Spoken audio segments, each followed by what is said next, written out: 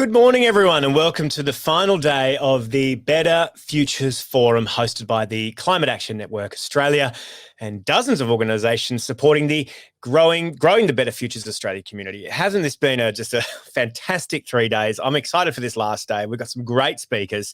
My name is Dan Illich. I'm the host of Irrational Fear, and it's been my pleasure to be part of this forum with you. I'm coming to you from the lands of the Gadigal, the Eora Nation. Sovereignty is never ceded. We need a treaty.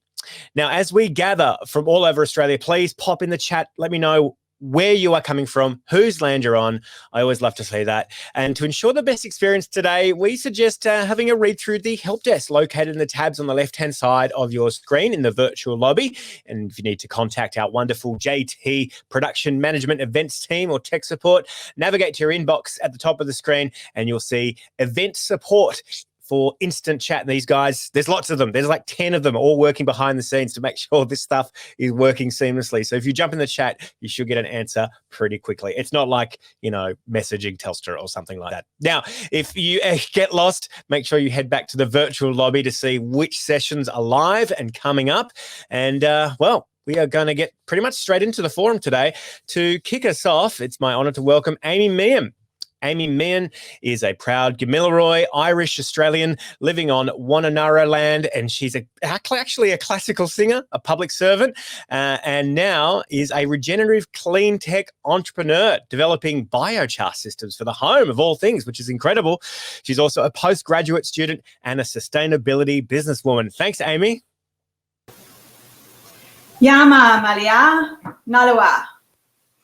So hello, friends, and good season. Good morning on day 3 of the Better Futures Australia Forum. So let's begin this day, themed The Road to Glasgow, with acknowledgement of this land. I am thankful for our ancestors and custodians. As a Gomeroi woman, I acknowledge the land that I'm currently on, the land of the Wonnarua people. I'm also thankful for the nearby Warimi Nation, which I grew up on. I want to thank my elders and ancestors for the care of this land despite unresolved sovereignty, and for anchoring our arts and our sciences in our songlines, in the land and in our minds. Although First Nations lives evolved over millennia, our systems kept the importance of the land central. This land is our family, and this land is much more than a parent. The most important connections and knowledge did not fall to fashion, whim, or raise any one leader to a pinnacle of affluence or ego. This land of many nations had localised energy and natural democracy, but not only for people. On the road to Glasgow today, it is my hope that First Nations of Australia can help balance the voice of the land and how we return to a safe climate. Although we have benefited from technology since colonisation, generations of our mobs have also seen the forgetting of technology. And as a woman who understands Earth systems, I see technical solutions arise, such as carbon capture and storage or the hydrogen economy. And I know that those technologies already exist, but many of them have been forgotten. This is precisely how, if we don't use them, we lose them. Human technology is certainly needed, but in this crazy time in Australia with minimal use of cultural anchoring that First Nations have, knowledge of the land is needed so that solar, wind and storage are not applied with the same mindset as the existing damage, inadvertently hurting, not helping. So by using cultural anchoring of First Nations, I would like the road to Glasgow and in talks today to have all minds open to all technologies, systems and all the many cultures of Australia. We cannot afford assumptions or forgotten technologies in this current urgency. The longer we fail to balance the new with the old, the less of those technologies will be functional in a chaotic climate. If you would like to, just like Dan said, I'd encourage you to acknowledge the land you're on in the chat box. It is the attachment to our land, the loyalty to our land, which is so, so important as we go forward. My thanks also to the organisers of this forum for honouring the Uluru Statement from the Heart by including my voice today. So go well into talks today. Thanks, Dan. Thank you, Amy. That was a beautiful welcome to country. This forum has been many, many months in the making, and although it's unfortunate we can't come together in person, we are doing it over the internet, which means we can get voices from all around the world, including today's guest, Jonathan Pershing from the United States. Now, during the forum, you'll have a chance to listen and interact with leading climate champions covering everything from advocacy to policy to business sector. We've had a huge amount of speakers over the last few days, over 200 in all. I can't go any further without paying special mention to the forum partners who've made this possible. Big ups to Hester Superfund for their valued support, South Pole for enabling a climate neutral event, and to Officeworks for planting a tree for every attendee. I would love to know where they planted mine so I could go and give it a big old hug. And a big thank you to our media partner, Guardian Australia, for their participation.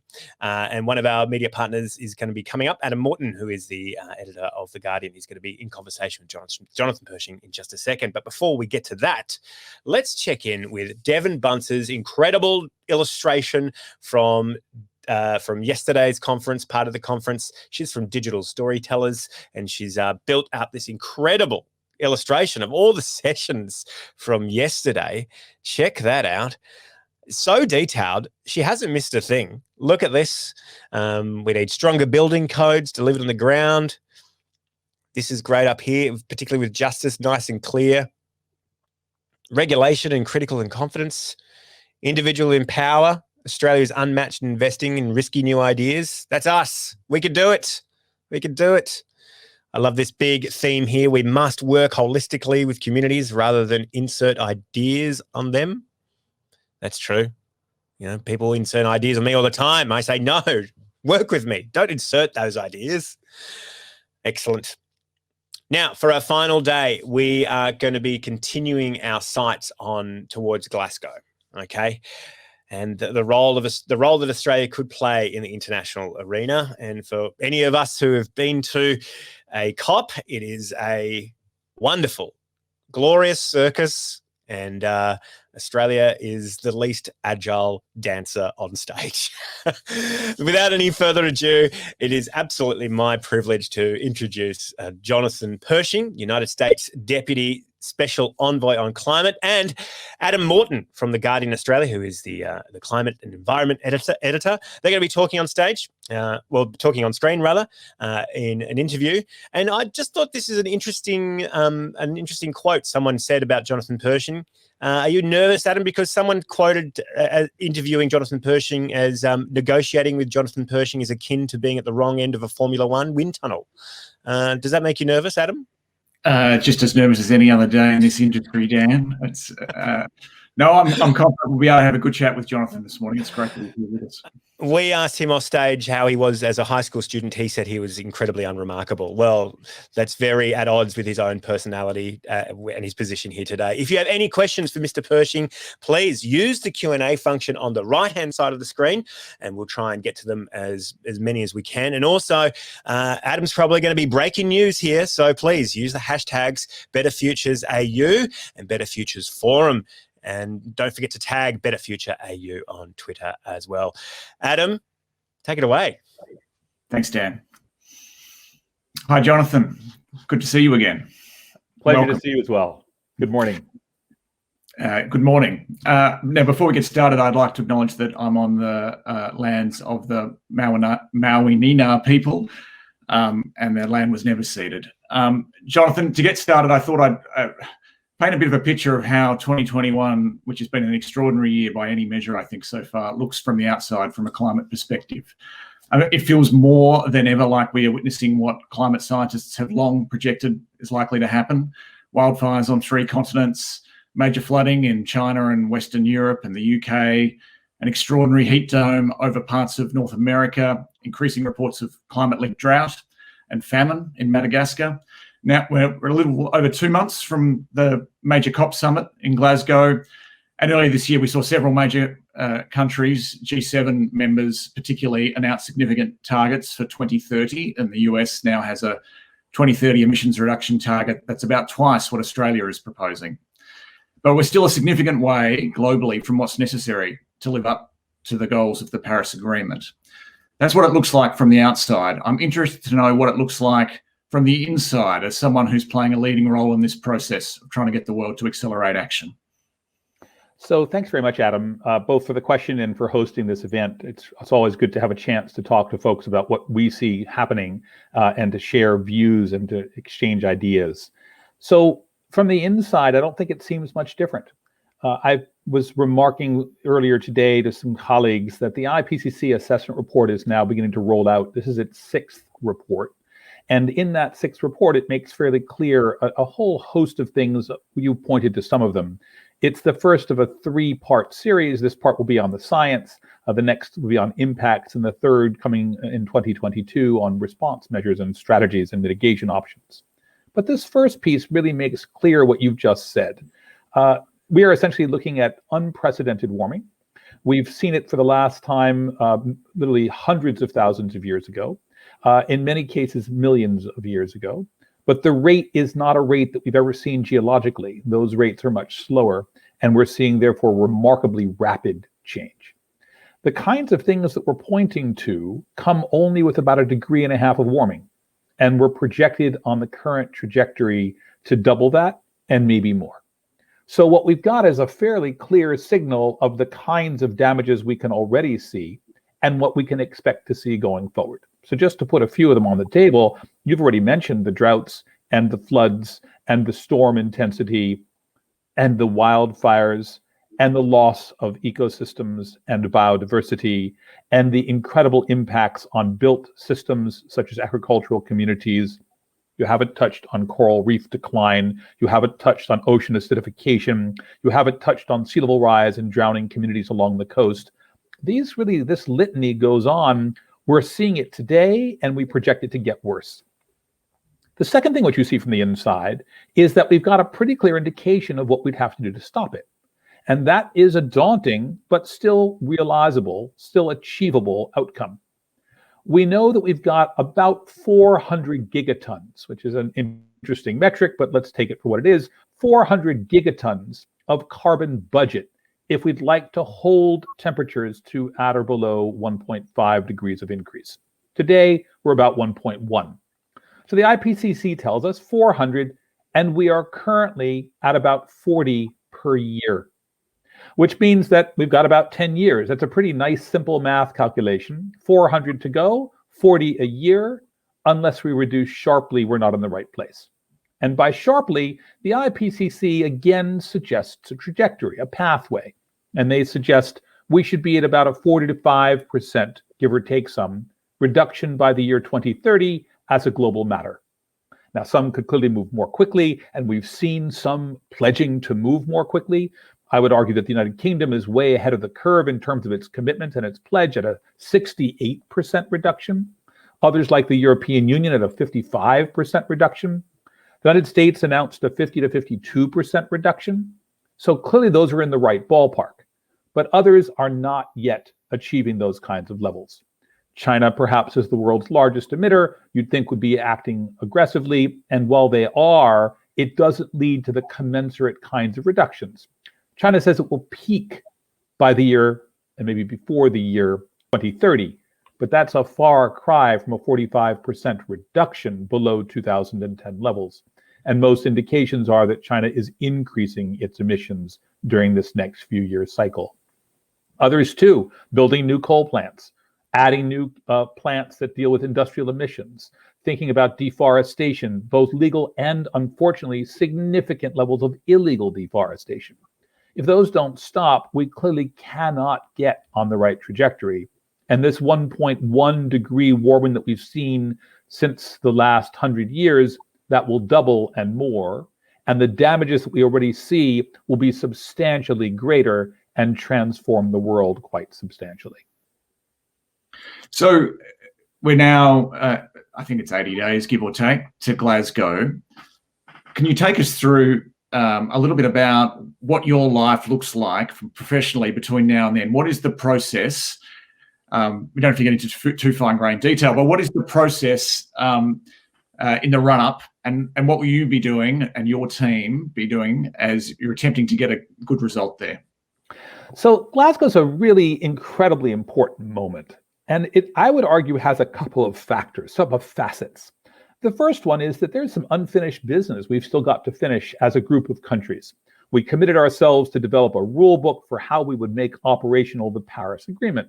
One part of that is how transparent will we be? What are we going to know about each other's actions? There's a whole set of reporting guidelines and standards. Not yet quite done, close, they have to be finished. A second piece, we've talked about using market structures, cap and trade programs, emissions trading visions. Those need some finalization and need to be worked through. So those are the technical work has to go forward. I think it's a good signal that the world should send about its commitment to solving and concluding that work. 5 years on, we ought to finish that up.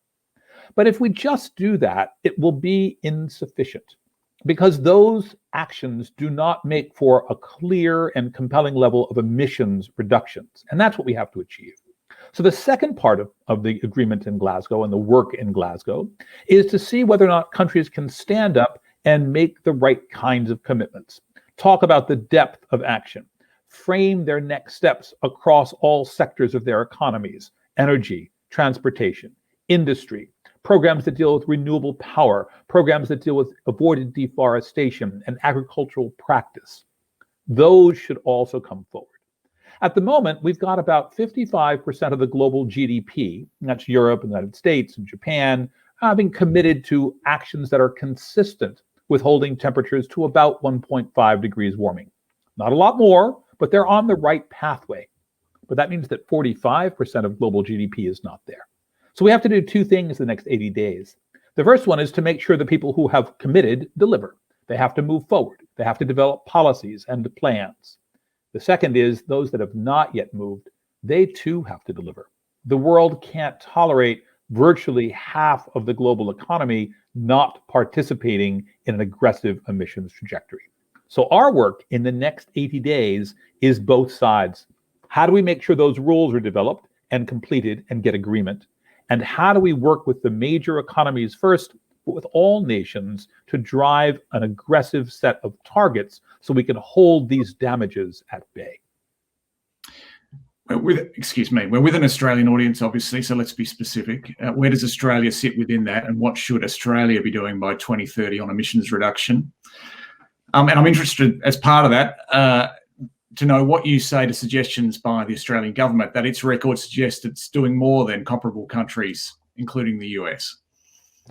So the Australian number, as we've understood the targets that they've submitted to the UN Convention and the process, call for a 26 to 28% reduction. And to be fair, that's what the US had picked prior to the Biden administration's coming on board. Those are the numbers that we put forward in Paris. But those numbers, I think, have now been overtaken by events. I think most recently the IPCC suggests that we need a much more aggressive total from all nations. So in my mind, it would be really helpful to see Australia step forward with a more ambitious effort. The second part of the question is Australia doing things that are consistent with something more? In some arenas, the answer is clearly yes. If we look, for example, at rooftop solar, it's among the leaders in the world, if not the leader in the world, in installed rooftop solar capacity. In other dimensions, it's not doing so well. What is the dynamic for increased and continued export of coal as we see that driving an emissions trajectory? Now, I don't mean to suggest this is straightforward or easy. We look at countries that are going to have to make these transitions, and they will require significant commitment from government, from civil society, from the framing of economic development. Those are going to be tough. But if we don't start those decisions and start those processes, I think we will fall short of the commitment. And one final thought. Australia is one of the wealthier countries in the world. Its emissions are relatively modest at about 1% of the global total. But at 1%, it falls into nearly the top 20 of national emitters. There are hundreds and hundreds with much smaller shares. If a country, a wealthy country like Australia, is unable to move forward, it's very hard for poorer nations to think how they might do it. The example that we all set for each other, I think, is critical. And what we can deliver in that context matters. It will not be the same for each nation. Each country, and agreed under Paris, each country can choose its own pathway. But I think what the science is telling us is that that pathway has got to be more aggressive than the one that we've seen collectively set so far. And that more aggressive pathway in Australia really requires a 50% cut in emissions based on the 2005 baseline by 2030. Is that your view and the US view? So I would say it slightly differently. I would say that the world needs to be on that trajectory. Is Australia exactly in that space? I think that's a question for Australia to answer. But collectively, if Australia is not, it's going to have to explain why not. What things will it manage to do that'll be more aggressive? How does it speak to others who are doing more and others who have less capacity and will do less? How does Australia square that with the outcome that we require?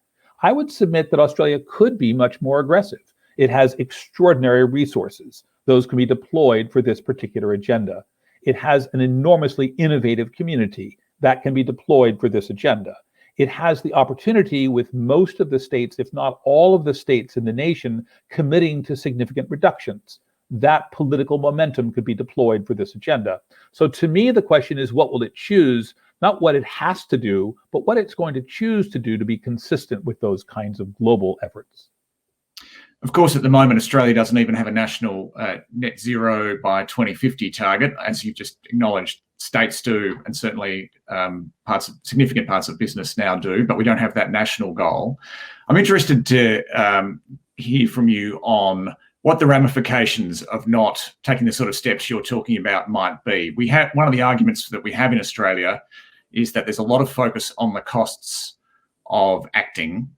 It's a framing that we commonly hear, and it suggests that there's a choice between the choices between paying to act to address climate change or choosing not to pay, and there are no ramifications for that, and that we don't hear as much about the cost of inaction. I'm interested to hear your expectations of what inaction could mean for a country like Australia, and given how its economy currently is obviously, at least from an export point of view, pretty fossil fuel geared. So I would say a few things here. The first one is that there are all sorts of studies, including some done by the IPCC, about the costs of climate change. They're categorized in multiple ways. What does it cost to recover from a storm? How do you pick up the pieces after a massive wildfire? What do you do in the context of a sea level rise that inundates a coastal community? How do you either build protective barriers or recover from the tides that sweep into people's homes? Those are knowable consequences. The United States has had some experience with all of these over the course of the last several years. We are spending literally tens and in some cases hundreds of billions of dollars just for the existing set of climate-related impacts. And that's the best we're likely to have, because going forward, we are unlikely to get back to 1.1 degrees. If we're lucky, we'll hold things down to 1.5 degrees of warming, which means today's disasters are what we can look forward to if we do a really good job. But those are doubled or tripled or quadrupled in the future that we are projecting with unfettered growth in emissions. That's what we're avoiding. That, if we have today at the hundreds of billions, we can measure in the trillions going forward. The second point that I would make is that there is a disruption here. We have to acknowledge that. This is not without a change to the way people think and do business and operate. It doesn't mean that it's going to be easy. It means you have to plan for it. It means you have to think about those communities that will be affected by the transition and prepare them for an alternative world, a world in which carbon is not available and they have a different portfolio. It doesn't mean that Australia as a resource extractive economy changes from being a resource extractive place to something else. It, however, could be doing different kinds of resources. It could look at a lithium option or a cobalt option or all the other kinds of alternatives that can power a solar or a wind-based economy or an alternative for hydrogen or a capture and storage program. These are real alternatives that pay real wages in real communities, but you can't just have them turn on a dime. You've got to set the stage. It requires a set of policies to implement them. And in particular, it requires a sensitivity to those communities that will be affected. You can't just turn them off. The politics don't work. The people's lives don't work. You have to manage the economic transition in an orderly fashion. What happens to those communities if there isn't a policy to lay out that path? You know, I think we've got some history with that. I think it becomes an abrupt change and things just stop. I had a colleague I worked with when I first started on this agenda in the 1990s who said we did not stop making buggy whips to drive our horse and carriage because they were too expensive. We didn't drive it because we ran out of leather to make them. We drove it out because we had an alternative that was better and it was cheaper. And if you were making buggy whips and you stopped to think for a moment, you would have transitioned. What happened to those people? They went out and whether on the street or in a poorhouse or looked for another job.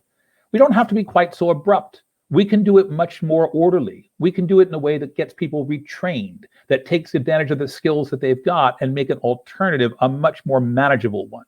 Otherwise, I think what will happen is we'll just close those down. We're already starting to see it. If you look at banks around the world, there is much less willingness to invest in fossil-intensive economic activity, much less. And I think over the course of the next decade, it will go to almost zero. So if you're in that business, it's going to be a much, much harder place to raise capital, maybe impossible, at which point you will not be able to do those things. Plan for it now, government planning for it forward, that opens doors for a transition which doesn't lead people to the streets, but leads people to an alternative, sustainable livelihood. Australia, of course, I mean, you've touched a little on this, but Australia, of course, is not just the government, and it's not just government policy that shapes what happens in Australia, though that's hugely influential. And sometimes how countries are seen on climate change and what they're acting is defined purely in terms of what the national government is doing. I'm just interested if you have a view on how Australia more broadly is seen on this issue, particularly in terms of the opportunities it could be taking. So I look at it from a US lens, obviously sitting here as I do in Washington, D.C., and I think we see several things. We see a community with which we have a great affinity. There's an enormous common view about how the world operates and what things we think about working and not working. There's a sense that technology is part of the solution. There's a sense that innovation really can shape our future. There's a sense that we have the capacity, in fact, to shape our future. We're not at the mercy only of outside events. We can make choices, and those choices can dictate direction. So from that sense, I think a great deal of commonality and optimism about what could happen. At the other end, from those of us looking at climate, we also look at the history of Australia and the political difficulty it's had. Perhaps more than any other country, the politics have seesawed. It's gone back and forth with different prime ministers, some aggressively promoting a climate policy, others very much averse to an aggressive climate policy. And that dynamic has led to a fall and a rise of governments more than any other country on this issue. So see a country in some ways also like the US, a country poised without clear national consensus, certainly not governmental and political consensus about how to move. I think that's a question that's largely about popular opinion and support. Are people engaged? What do individual communities see as their future, and are they seizing it? How do we take advantage of the kind of energy that's in the community, that's in the business community, that's in the banking community for change? How do we deploy and capitalize on that to create outcomes that we want? I think in some ways you're like the United States, torn.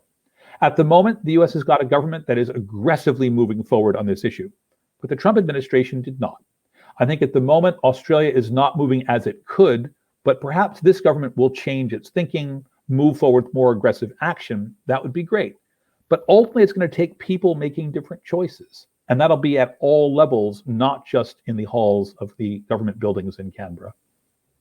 I'm going to switch back to the government briefly, just to pick up at one of the points you made toward the end there. How confident are you that we'll see more and hear something different from the Australian government in the lead up to Glasgow or at Glasgow? And you know, what messages are you hearing directly from them?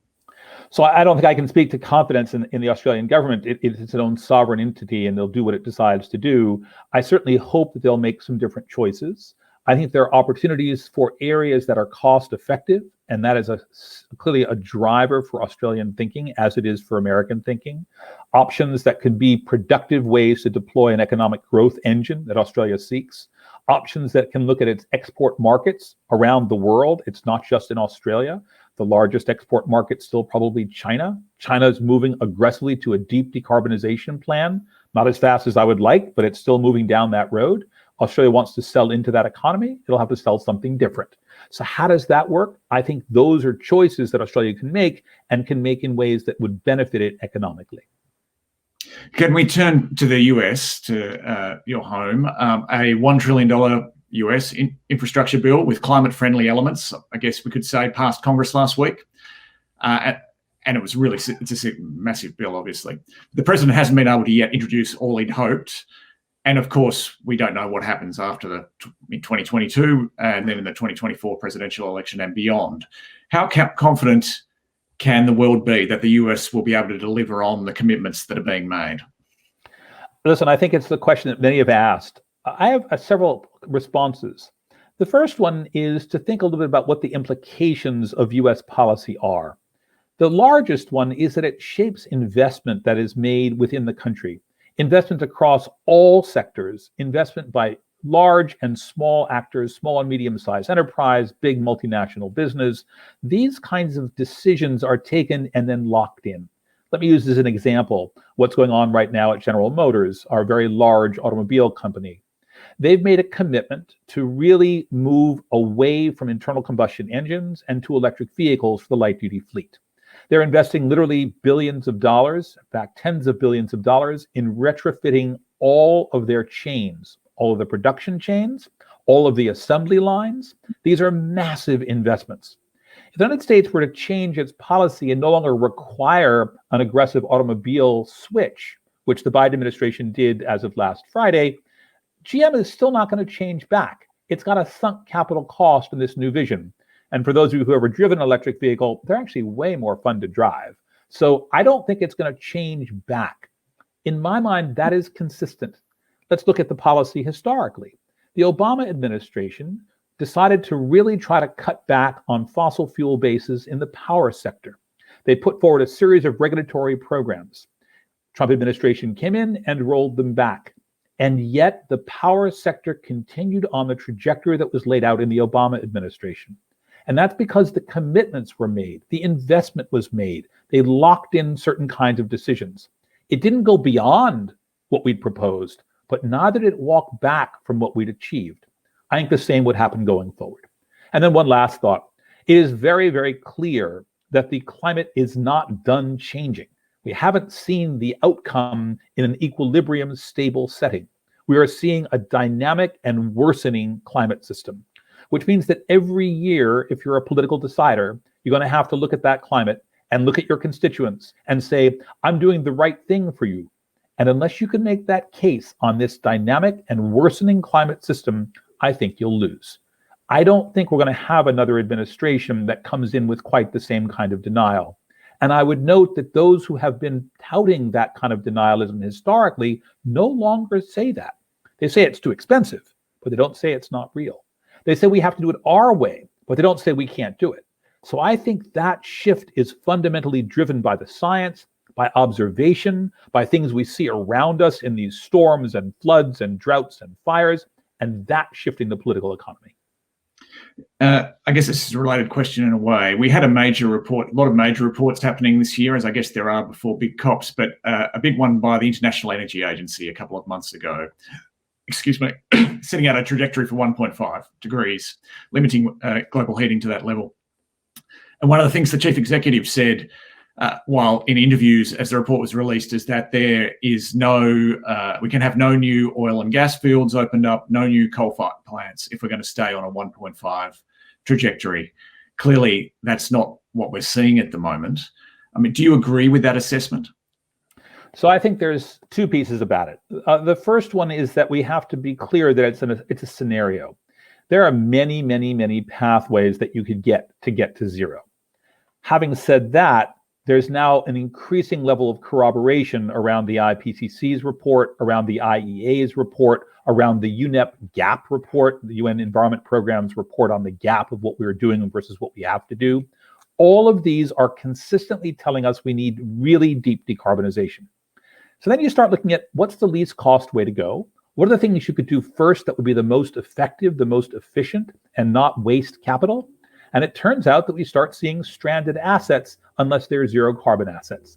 So in that sense, it's a very compelling narrative that building out new assets that are going to have a lifetime of less than a decade is not a very cost-effective way to go. It's also clear, and that we can see not just from the IEA report, but from the Bloomberg analysis of costs, and these are global costs, that the cheapest thing you can currently build in the energy system is no longer a fossil plant. The cheapest thing you can build is now a renewable plant. Now, it's not yet a fully reliable system. We still have to manage our grid. We don't want the power to only work sometimes. We want it to work all the time. So we have to do more work on batteries. We have to do more work on grid resilience. We have to do more work on alternative backstop technologies. All of that has got to be part of it. But if you follow the IEA's scenario, you actually don't need more of the fossil sources to generate that kind of reliability. You have to manage them. And ultimately, you have to manage an orderly decline or capture all of the carbon that is part of those fossil plants. We're getting some questions from the floor, and I'd like to ask a couple before we wind up, if that's okay with you. One from Lee Constable. She asks, what can we, as a collective at this forum, the audience at the forum, do in a practical sense to get our government, the Australian government, to do more at Glasgow? So listen, I think each country has got its own dynamics and its own domestic activities and programs. I'm most familiar with the United States model, and while there's some overlaps, there are clearly some differences. But in the US, the model would be essentially multiple. One, there have to be communities that care and stand up and speak out. Two, there have to be communities that actually work with the solutions. So you don't propose to a political decider that turn things off doesn't really sell very well. Rather, in my mind, it should be do this instead of that. Here's the economic pathway that we like, which has jobs, has sustainable communities, builds in better lives for our children. That's a much more compelling analysis than we'll just turn it off because we'll be better. That's very, very hard to do. So I think you have to come up with solutions and political feasible solutions. I think the third thing you have to do is you've got to invoke other kinds of agendas. Climate is a remarkable agenda. It's not unique. It doesn't only lie in a narrow remit. It deals with everything. It's how you eat and deal with your food. It's the choices that you make and what you drive and how you get to and from work and play. It deals with what kinds of things you do in terms of forests and ecosystems and park management and agricultural practice. So there are many, many, many entrees into this discussion. I don't think we're well served by thinking of it as exclusively an energy problem. It is a multiply faceted, multiple dimensional problem that we have to actually cope with. And that gives all of our constituencies a voice. And that gives those who can think about solutions across the spectrum remarkable capacity to influence things for the better. So I would say engage, work on those options, and that will ultimately win out.